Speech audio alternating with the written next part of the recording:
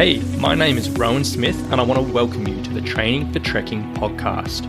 Now, this is the world's very first podcast which is entirely dedicated to helping you train, prepare and conquer your upcoming hike, trek or mountain adventure. So once a week, I'm going to be giving you quality and practical information on the subjects of physical preparation for trekking, dealing with altitude and nutrition on the trail, so you can know everything you need to be doing to have the best chance of a safe, enjoyable and successful adventure. So now you know what you're in for. Let's get into today's episode. Hello, ladies and gentlemen. Today I want to give you a really simple strength training challenge to give a go. And this is going to be a really short episode, but I'm going to be talking you through an exercise and a movement, which I'm actually become recently a really big fan of. It's been working their way into some of my more and more of my programs at the moment. And it's a really simple thing you can try out at home. Now, this is specifically beneficial for people who typically like doing quite a few lunges. So I know hikers as a whole absolutely love lunges, forward lunges, reverse lunges, walking lunges, split squats, whatever it may be. Hikers love lunges. Now, I know I've talked in previous episodes that I don't particularly consider this a beginner's exercise. And I know a lot of hikers think they should be doing it, but they do it and it's uncomfortable and particularly enjoy it. And in those situations, I definitely recommend other exercises. And if that's you, then I'm not saying give this a go.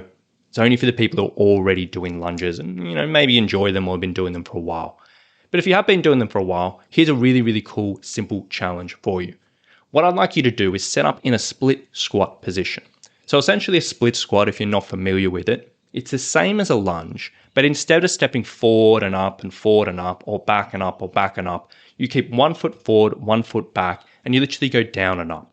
So you're not stepping, but it's just the movement going down and up, and that's called a split squat. And what I'd like you to do, whether you listen to this episode now or next time you're training, I'd like you to try what's called a split squat static hold. So you're going to essentially set up in that split squat position, 1 foot forward, 1 foot back. You're going to slowly lower to the bottom position.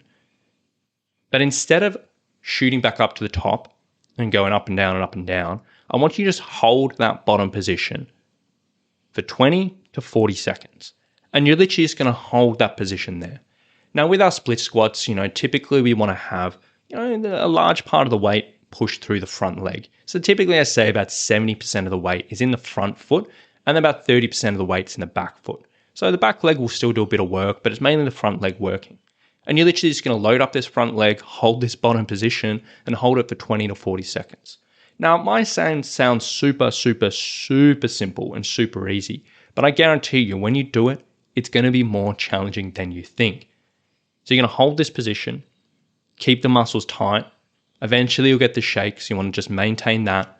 And then once you get to your time, have a pause. Take 20, 30 seconds, and then do it on the other leg. Now, if that seemed really difficult for you and you've been doing lunges for quite a while, this is a sign that actually this movement, it might be worthwhile slipping in your workouts. Maybe just do one set of this in each of your workouts. Or maybe replace your lunges for 2 to 3 to 4 weeks and just do these for, a short period. And it might really do you well. Now, if you like the idea of this and it was pretty easy for you, you can always add a bit of weight, hold a dumbbell at your chest, wear a pack on your back or whatever it may be. But I think most people are probably going to get a bit of challenge as itself just with body weight. And if you didn't like this movement, no worries. Don't stress about it. That's something that's probably worth trying. And I'll say one final thing is, if you are giving this a go and if you are incorporating this training, it's not a permanent replacement for lunges or split squats, whatever you're doing. Just do it for, if you're doing it 3 or 4 weeks at a time max, and then move on to, back to your lunges or whatever it may be. Or if you're doing it, as one set in a workout, just do it for 4 or 5 or 6 weeks and then do something else. Only in a short period, but it actually can be a really cool movement just to fill in a few gaps in strength, give you a little bit extra challenge, which doesn't really need huge amount of equipment. And ultimately, it probably will make your lunges quite a bit stronger, quite a bit more stable, which will ultimately, help you on the trail. So give that a go. Give it a try, and I would absolutely love to hear how it goes. Now, if you weren't really 100% sure what I was talking about here today, you need a bit of a visual, need some ideas, or maybe just want to share your results and let us know how it all played out, I would absolutely love if you came and found me in the Training for Hiking and Trekking Facebook group.